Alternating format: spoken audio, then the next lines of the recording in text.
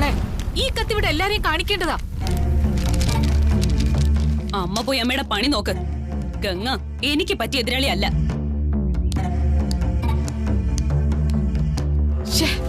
ഒരു തെളിവ് സംഘടിപ്പിച്ചുകൊണ്ട് വന്നതാ, അപ്പോഴേക്കും അവളത് നശിപ്പിച്ചു.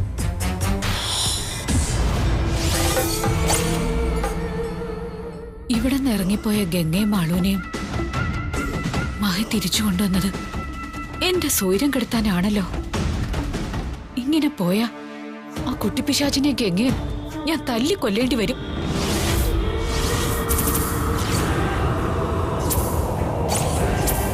ഗംഗയെ ആ കുട്ടിപ്പിശാചിനെയും എങ്ങനെ തട്ടും? ഏതെങ്കിലും വാടക കൊലയാളിയെ വിളിക്കേണ്ടി വരുമോ? എന്തു ചെയ്തിട്ടാണെങ്കിലും എനിക്ക് എന്റെ മോളെ രക്ഷപ്പെടുത്തിയേ പറ്റൂ. അതിനെന്താ ഒരു വഴി?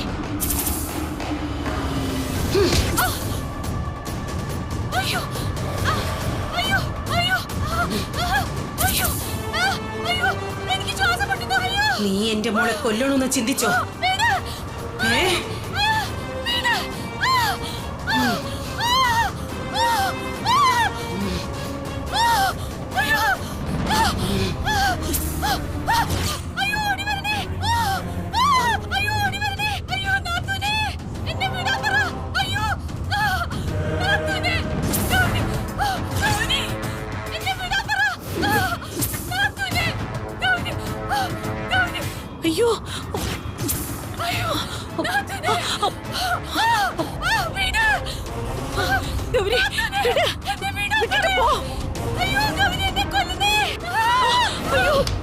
അയ്യോ, അയ്യോ നാത്തൂനെ, എഴുന്നേൽക്ക്, എഴുന്നേൽക്കാൻ. ഒന്നുമില്ല, എഴുന്നേൽക്ക്. എന്തെങ്കിലും പറ്റോ നാത്തൂനെ? എന്നെ അഗൗരി കൊന്നു കളഞ്ഞേനെ. നാത്തു വന്നോണ്ടാ ഞാൻ രക്ഷോട്ടെ. നമ്മളെല്ലാം കൊല്ലാൻ അവള് വന്നിരിക്കുന്നത്. അവളെ നശിപ്പിക്കണം നാത്തൂനെ.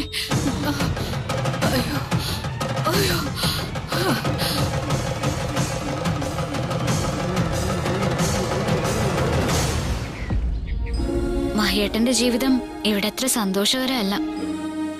എന്തൊക്കെയോ പ്രശ്നങ്ങൾ മഹിയേട്ടനുണ്ട്.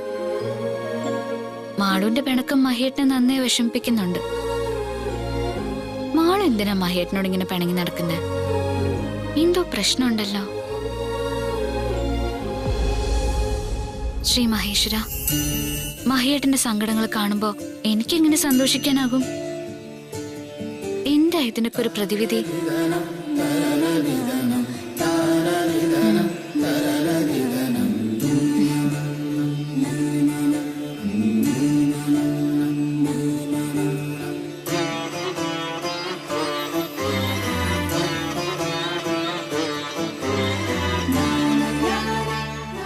ശിവരൂപം മഹിയേട്ടന് കൊടുത്താലോ? ഇത് മഹിയേട്ടന്റെ കൂടെ ഉണ്ടെങ്കിൽ മഹിയേട്ടന് ഒരു പ്രശ്നം ഉണ്ടാവില്ല. മാളുവിന് മഹിയേട്ടനോടുള്ള പിണക്കം എല്ലാം മാറും. അല്ലേ ശ്രീ മഹേശ്വര? മഹിയേട്ടന്റെ കൂടെ ആയിരിക്കുമ്പോ എന്റെ വിളി കേൾക്കുന്ന പോലെ മഹിയേട്ടന്റെ പ്രാർത്ഥനയും കേൾക്കണേ ഭഗവാനെ.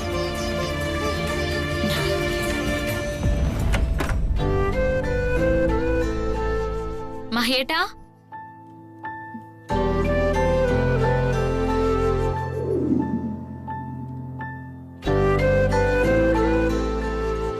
മഹിയേട്ടാ,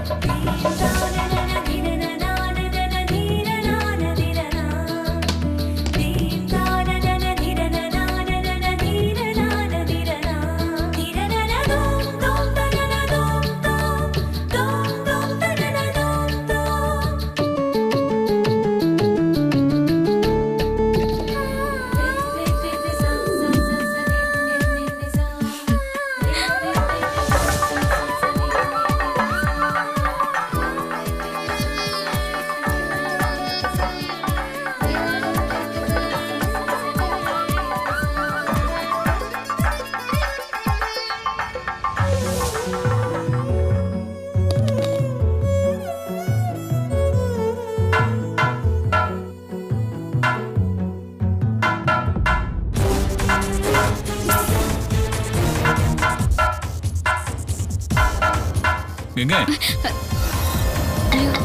വയ്യാത്ത കാലുമായിട്ട് എന്തിനാ ഇറങ്ങി നടക്കുന്നത്?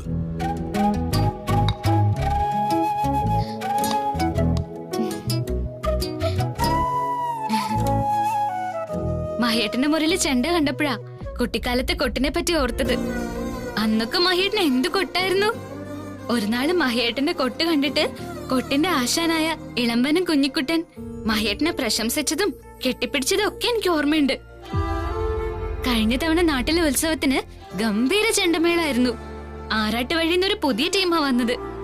അവരുടെ തായമ്പകം അത് കൊട്ടിക്കയറുന്നത് കണ്ടാ നമ്മുടെ ദേഹത്തുനിന്ന് രോമം എഴുന്നേക്കാൻ തുടങ്ങും. ചെണ്ടയും ചെണ്ടമേളം എവിടെ കേട്ടാലും ഞാൻ മഹേട്ടനെ ഓർക്കും. മഹേട്ടൻ എപ്പോഴും ചെണ്ട കൂട്ടാറുണ്ടോ?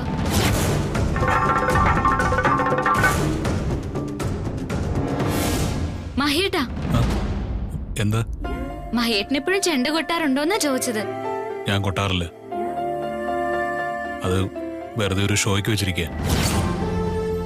എന്തു പറ്റി? പഴയ താളൊക്കെ മറന്നുപോയോ? ഞാനതൊന്നും ഓർക്കാറില്ല. അങ്ങനെയുള്ള നല്ല കാര്യങ്ങളൊന്നും ഇപ്പൊ എന്റെ ജീവിതത്തിലില്ലല്ലോ. പഴയ കാലം മൂടൽമഞ്ഞ് വീണ് മനസ്സിൽ തണുത്തുറഞ്ഞുപോയി. ആ മങ്ങിയ കാഴ്ചകൾ കാണാൻ ഞാൻ ശ്രമിക്കാറില്ല. അതിനൊക്കെ എവിടെയാ സമയം?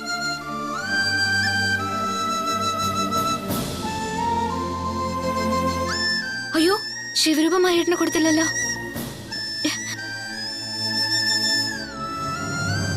മഹേട്ട ഒന്ന് നിന്നെ.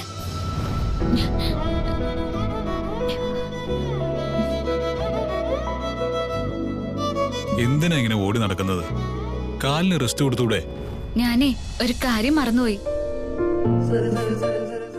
മഹേട്ട, ഈ ശിവരൂപം മഹേട്ടന് തരാൻ വേണ്ടിയാ ഞാൻ വന്നത്. ഇതെന്തിനാ എനിക്ക്? അയ്യോ, അങ്ങനെ ചോദിക്കരുത്, ദോഷം ഉണ്ടാവും. ഈ വിഗ്രഹം കൂടെ ഉണ്ടെങ്കിൽ മഹേട്ടന് ഒരു പ്രശ്നം ഉണ്ടാവില്ല. മാളുന്റെ പിണക്കവും മാറും. അതിനുള്ള ശക്തി ഇതിനുണ്ടോ? ഇത് വെറും ഒരു പ്രതിമയല്ലേ. ഇതിന് നീ കരുതുന്ന പോലെ ശക്തി ഒന്നും ഇല്ല ഗംഗേ. ഇതും കൊണ്ട് എന്റെ പുറകെ നടക്കാതെ പോയി റെസ്റ്റ് എടുക്ക.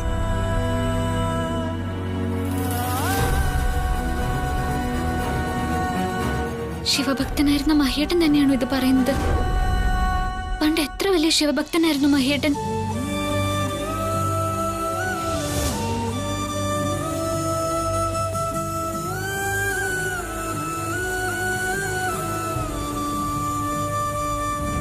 ഇങ്ങനെയല്ല ഭഗവാനെ തൊഴേണ്ടത്. ഇങ്ങനെ ചെയ്താൽ ശ്രീ മഹേശ്വരൻ കോപിക്കും, നിന്നെ ശിക്ഷിക്കും. ഇതുപോലെ തൊഴുത് പ്രാർത്ഥിക്കണം. ഭഗവാനെ മഹേശ്വര, ഞങ്ങളെ കാത്തു രക്ഷിക്കണേ. എന്തിനാ ചിരിക്കുന്നത്? പ്രാർത്ഥിക്കുമ്പോ ശ്രീ മഹേശ്വരന്റെ രൂപം മാത്രമേ നമ്മുടെ മനസ്സിൽ ഉണ്ടാകാൻ പാടുള്ളൂ. അല്ലെങ്കിൽ നമ്മുടെ പ്രാർത്ഥന ശ്രീ മഹേശ്വരൻ കേൾക്കില്ല. ഇനി പ്രാർത്ഥിക്ക്. ശരി. ശ്രീ മഹേശ്വര, ഞങ്ങളെ കാത്തു രക്ഷിക്കണേ.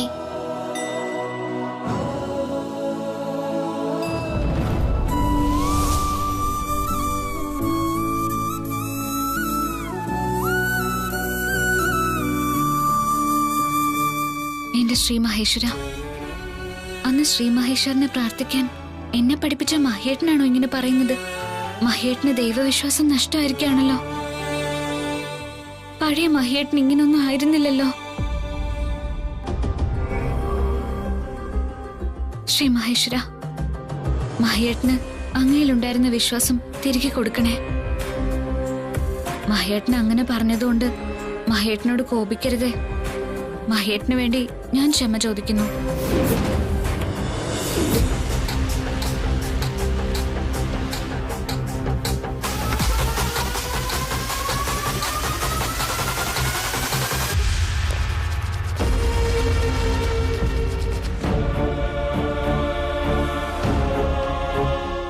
മാളു, മോളെ, ഇവിടെ ഇല്ലേ? മാളു,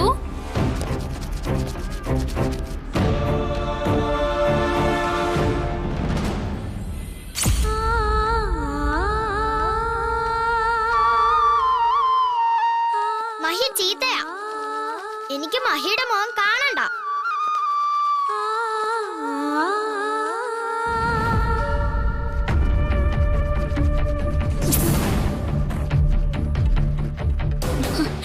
മോളെ അരുത്, ഇങ്ങനൊന്നും ചെയ്യരുത് മോളെ.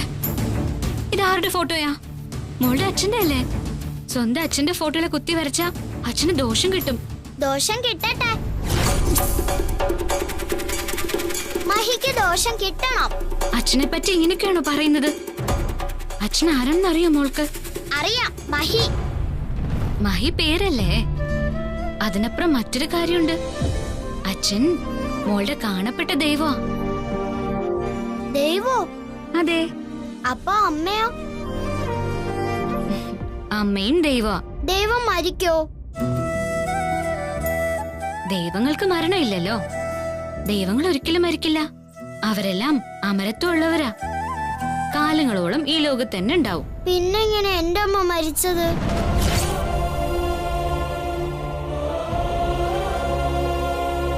അമ്മ ദൈവമല്ലേ? അമ്മ എന്താ എന്റെ കൂടെ ഇല്ലാത്തത്?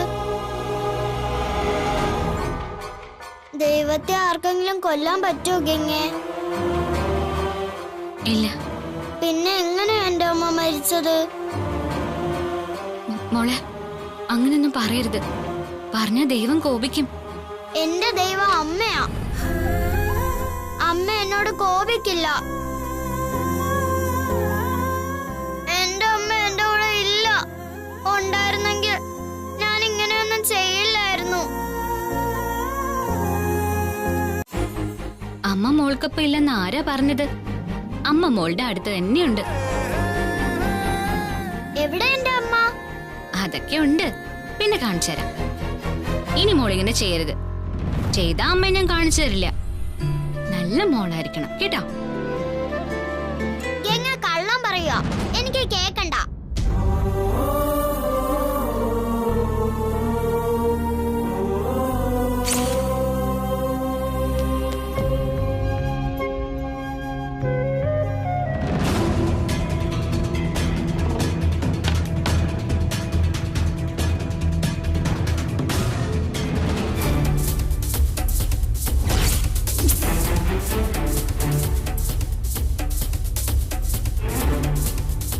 നീ എന്തിനടി മഹിയുടെ റൂമിൽ പോയത്? മാളുവിനെ കണ്ടിട്ട് പോയതാ.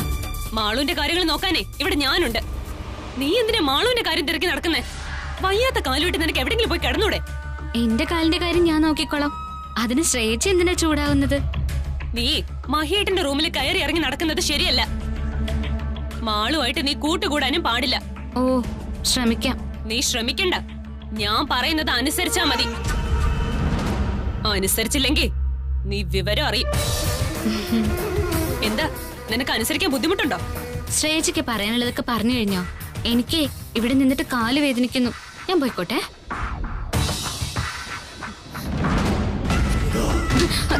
നിന്റെ സംസാരത്തിലെ പരിഹാസം എനിക്ക് മനസ്സിലായില്ലെന്ന് കരുതരുത്. എന്റെ മഹിയേട്ടിനോട് നീ അടുക്കാൻ ശ്രമിച്ച കാല് വയ്യാന്നൊന്നും ഞാൻ നോക്കില്ല. നിന്നെ ഇവിടുന്ന് ഞാൻ പാക്ക് ചെയ്യും ആംബുലൻസില്. ഓർത്തോ?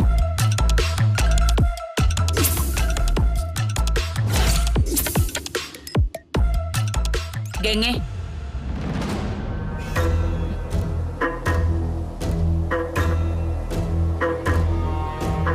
നീ ഇങ്ങോട്ട് വന്നേ. ഇങ്ങോട്ട് വരാൻ. മുത്തശ്ശി, എന്താ മുത്തശ്ശി? അങ്ങോട്ട് നടക്ക. ഇവിടെ ഇരിക്കെ. കാര്യം പറ മുത്തശ്ശി. മോളെ, നീ അപകടത്തിലേക്കാ പോകുന്നത്. ഞാൻ എന്ത് ചെയ്തു? ശ്രേയ നിന്നോട് സംസാരിച്ചതെല്ലാം ഞാൻ കേട്ടു. അതുകൊണ്ടാ ഞാൻ പറഞ്ഞത്, നീ മഹിയോട് കാണിക്കുന്ന ആത്മാർത്ഥത നിനക്ക് കുഴപ്പമാകും. ശ്രേയച്ചി പറഞ്ഞത് കേട്ട് മുത്തശ്ശി പേടിച്ചു പോയോ? ഞാനിതൊന്നും കാര്യമായിട്ട് എടുത്തിട്ടേ ഇല്ല മുത്തശ്ശി. അതവിടെ നിക്കട്ടെ. ശ്രേയ നിന്നോട് ചോദിച്ചത് ന്യായമല്ലേ? നീ എന്തിനാ മഹിയുടെ മുറിയിൽ പോയത്? മാളുവിനെ കാണാൻ. മാളുവിന് മഹിയേട്ടനോട് നല്ല ദേഷ്യമുണ്ട്. മാളുവിന്റെ അമ്മയെ മഹിയേട്ടൻ കൊന്നതാണെന്ന് ആരോ അവളുടെ കുഞ്ഞു മനസ്സിനെ തെറ്റിദ്ധരിപ്പിച്ചിരിക്കുക. സ്വന്തം അച്ഛനെ കുറിച്ചുള്ള ആ മോളുടെ തെറ്റിദ്ധാരണ മാറ്റിയെടുക്കണ്ടേ മുത്തശ്ശി? മഹേട്ടനോടുള്ള മാളുന്റെ ദേഷ്യം മാറ്റിയെടുത്ത് അച്ഛനെയും മോളെയും നല്ല കൂട്ടുകാരാക്കി മാറ്റാനാണ് ഞാൻ ശ്രമിക്കുന്നത്. മോളെ, നിന്റെ മനസ്സിന്റെ നന്മ എന്താണെന്ന് എനിക്ക് മനസ്സിലാകും. പക്ഷേ മഹിയോടുള്ള നിന്റെ ആരാധനയും ബഹുമാനവും ഇവിടെയുള്ള ഒരു പ്രണയമായിട്ടേ തെറ്റിദ്ധരിക്കൂ. ഇവിടെയുള്ളവര് ശ്രേയയും മഹിയുമായിട്ടുള്ള വിവാഹം ഉറപ്പിച്ചിരിക്കുകയാണെന്ന് നിനക്കറിയാലോ. മോളെ, നീ മഹിയുടെ കാര്യത്തിൽ ഇടപെട്ടാൽ ഇവിടെയുള്ളവര് നിന്നെ എന്ത് ചെയ്യൂന്ന് പറയാൻ പറ്റില്ല. നീ അവരുടെ എല്ലാം കണ്ണിലെ കരടാകും. അതുകൊണ്ട് നീ മഹിയോട് അധികം അടുപ്പം കാണിക്കണ്ട. അത് നിനക്ക് ഗുണത്തെക്കാൾ ഏറെ ദോഷമേ ചെയ്യൂ. അയ്യോ, മഹിയോട് ഗംഗയ്ക്ക് അടുപ്പമായി തുടങ്ങിയോ? മഹിയെ വലവീശി പിടിക്കാനാണോ ഗംഗയുടെ ഭാവം? മഹിയോട് നീ ഇടപെടുമ്പോൾ സൂക്ഷിക്കണം മോളെ. മഹേട്ടന്റെ വിഷമങ്ങള് എനിക്ക് കണ്ടു നിൽക്കാനാവില്ല മുത്തശ്ശി. മഹേട്ടന്റെ നന്മ മാത്രം എന്റെ ലക്ഷ്യം. മഹേട്ടന് എന്തെങ്കിലും ദുഃഖം ഉണ്ടാവുന്നത് എനിക്ക് സഹിക്കാൻ കഴിയില്ല. അത് ശരി. അപ്പൊ അതാണല്ലേടി നിന്റെ ഉദ്ദേശം? ഇവക്ക് മഹിയോട് പ്രേമാണോ? ഇനി ഇവളെ ഇവിടെ വെച്ചോണ്ടിരിക്കാൻ പാടില്ല. രണ്ടിലൊന്ന് തീരുമാനിച്ചേ പറ്റൂ. അയ്യോ, ഓടിവായോ, എല്ലാരും ഓടിവായോ. അതെ, എല്ലാരും ഓടിവായോ. വാ നാത്തൂനെ, വിശ്വേട്ടാ, ഓടിവാ. ഓടിയാ വിശ്വേട്ടാ. എന്താ ഹൈമാവതി എന്തിനാ വിളിച്ചു പോകുന്നത്? ഇവിടെ എന്താ കള്ളം കയറി? ഏയ്, കള്ളനൊന്നും കേറിയില്ല. പക്ഷെ ഞാനൊരു കള്ളം കണ്ടുപിടിച്ചു. എന്താ നാത്തൂനെ? അവളെ ഇനി ഇവിടെ നിർത്തരുത്. ഇപ്പൊ പറഞ്ഞു വിട്ടോണേ ഇവിടുന്ന്. അയ്യോ, ആരെ? അയ്യോ, ഇവരെന്ത് കള്ള കണ്ടുപിടിച്ചേ? ദൈവമേ, ഞാനും ബാബുചേട്ടനും തമ്മിലുള്ള ബന്ധമാണ് ഇവര് കണ്ടുപിടിച്ചേ. ആരുടെ കാര്യം നാത്തു പറയുന്നത്? എന്തിനാ വിളിച്ചു പോന്നേ? പറയാം നാത്തൂനെ, എല്ലാരും വരട്ടെ, പറയാം. ശ്രേയേ, മോളെ ശ്രേയേ, രേഷ്മേ, രാഹുലേ, എല്ലാരും ഓടി വാ. എന്താ എന്താ പ്രശ്നം? ആന്റി എന്തിനാ ബഹളം വെക്കുന്നേ? വിശ്വ, ഇവിടെ എന്താ ഒരു നിലവിളി കേട്ടത്? ആ, എത്തിയോ? ഇനി പറയാം. ഏട്ടാ, ഈ ഗംഗ ഇവിടെ വന്നിരിക്കുന്ന എന്തിനാന്നറിയാമോ? ഗംഗ വന്നത് ഞാൻ പറഞ്ഞിട്ടാണെന്ന് ഇവിടെ എല്ലാവർക്കും അറിയാവുന്ന കാര്യമല്ലേ? ആയിരിക്കാം. പക്ഷേ ഇവിടെ വന്നപ്പോ ഇവളുടെ ഉദ്ദേശം വേറെയായി. ഇവൾക്ക് വേറെന്താ ഉദ്ദേശം? അത് ഇവളോട് ചോദിക്ക്, അവള് തന്നെ പറയട്ടെ. നീ ഇവിടെ വന്നതിന്റെ ഉദ്ദേശം എന്താ? എന്ത് കള്ളം നിന്റെ മനസ്സിൽ ഒളിച്ചിരിക്കുന്നേ? പറയേ. അത് ഞാൻ ഇവൾക്ക് തെറ്റായ ഒരു ഉദ്ദേശവും ഇല്ല. ഇല്ലാത്ത ഉദ്ദേശത്തെ പറ്റി ഇവൾ എന്തു പറയാനാ? അങ്ങനെ തോന്നിയത് ഹൈമാവതിക്കല്ലേ? അത് ഹൈമാവതി തന്നെ പറയണം. ആഹാ, അത് ഇവളെ കൊണ്ട് തന്നെ പറയിപ്പിക്കേണ്ടത്. എന്താ നാത്തൂൻ അറിഞ്ഞത്? അത് നാത്തൂൻ തന്നെ പറയണം. ഞാൻ കേട്ട കാര്യം എല്ലാവരുടെയും മുന്നിൽ തുറന്നു പറയാൻ എനിക്ക് ഒരു മടിയില്ല. ഗംഗയ്ക്ക് മഹിയോട് പ്രേമാ.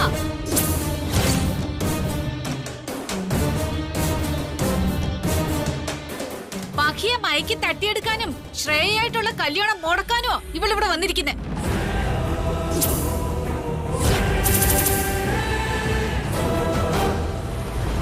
ഹൈമാവതി, ഒരു അടിസ്ഥാനമില്ലാതെ ആരോപണങ്ങൾ ഉന്നയിക്കരുത്. ഞാൻ കേട്ടതാ. ഗംഗയും മുത്തശ്ശിയും കൂടെ സംസാരിക്കുന്നത് ഞാൻ വ്യക്തമായിട്ട് കേട്ടതാ. നാത്തൂനെ, കേട്ട കാര്യം പറയാവൂ. കേൾക്കാത്ത കാര്യം സങ്കല്പിച്ച് പറയരുത്. അമ്മായി കേട്ട കാര്യമല്ലേ പറയുന്നത്? ഇവിടെ എന്താ നടക്കുന്നത്? എല്ലാം ഒരു സിനിമാ കഥ പോലെയുണ്ട്. ഗംഗയ്ക്ക് ഇങ്ങനൊരു ഉദ്ദേശം ഉണ്ടെങ്കിൽ അതിൽ മഹിക്കും പങ്കുണ്ടാവും. മഹി ആദ്യം ഗൗരിയെ പ്രേമിച്ചു, കല്യാണം കഴിച്ചു, അവള് പോയി. പിന്നീട് ശ്രേയയെ പ്രേമിച്ചു, കല്യാണം ഉറപ്പിച്ചു. ഇപ്പൊ ഗംഗയെ കണ്ടപ്പോ ഇവളോടായി മഹിക്ക് പ്രണയം. അപ്പോ ശ്രേയയുമായി നടന്ന എൻഗേജ്മെന്റ് ഡിസ്പോസ് ആക്കിയിട്ട് ഇവളുമായി പുതിയ വിവാഹ ഉടമ്പടി ഉണ്ടാക്കോ? ഈ മഹിയോടെ അതിനെപ്പറ്റി ചോദിച്ചറിഞ്ഞാൽ കൊള്ളായിരുന്നു. പ്രേമ നായകനായ മഹിയെ തന്നെ വിളിച്ച് എല്ലാം ചോദിക്കേ. അയാള് ശ്രേയയെ കെട്ടുന്നോ അതോ ഇവളെ പ്രേമിച്ച് നടക്കാൻ പോകുന്നോന്ന്?